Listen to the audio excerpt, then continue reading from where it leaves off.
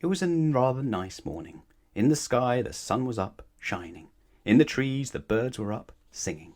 But in a rather scruffy house in the middle of a field, somebody wasn't up. Can you guess who that somebody might be? His alarm clock went off. Mr. Clumsy woke up and reached out an arm to switch off his alarm clock and knocked it onto the floor. "Whoops," he said. "That's the third alarm clock I've broken this week." Mr. Clumsy, as you might have guessed, was a rather clumsy fellow. He got out of bed and switched on the radio. The knob came off in his hand. "Whoops," he said. "That's the second radio I've broken this month." He went downstairs. The postman had been, and there was a letter waiting for Mr. Clumsy lying on his doormat. He picked it up and went into his kitchen.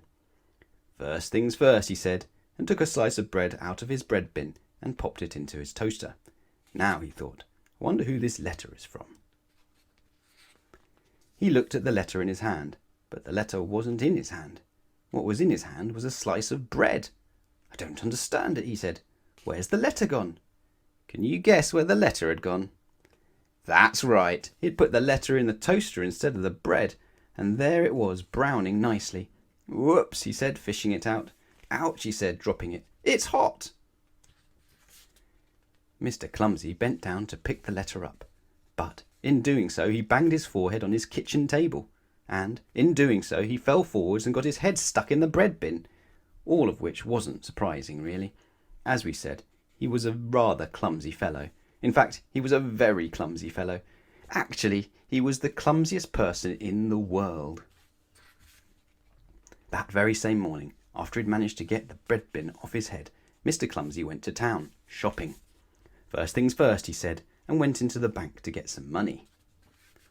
And somehow, while he was in the bank, Mr. Clumsy, while he was writing a cheque, managed to spill ink all over the bank manager. "Whoops," said Mr. Clumsy. He went into the butcher's. "Morning, butcher," he said cheerily. And then he somehow managed to trip over his shoelaces, and somehow managed to fall into the butcher's shop window, and somehow managed to finish up with a string of sausages round his neck. "Whoops," he said. Mr. Clumsy's next call was the supermarket. Just inside the door was a huge pyramid pile of cans of soup. Well, you can imagine what happened, can't you? Exclaimed Mr. Clumsy. "Soup would be nice for supper," and he picked up a can. Not a can from the top of the pile.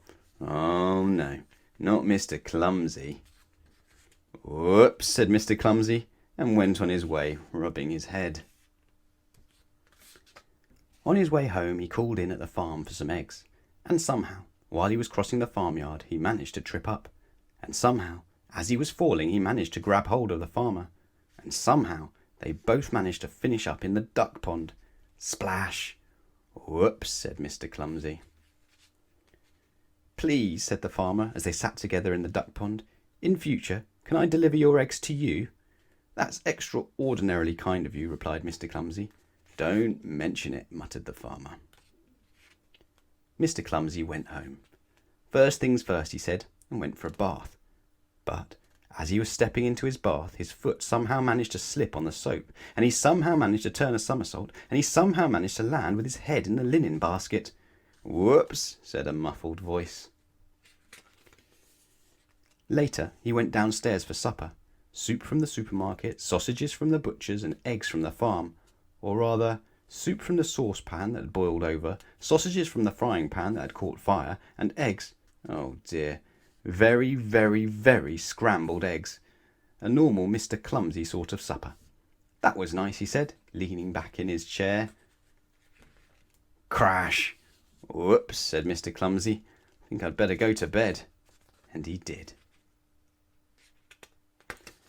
And that is the end of the story. Good night, Mr. Clumsy. Mr. Clumsy leaned over to turn off his bedside light, and oh dear, whoops!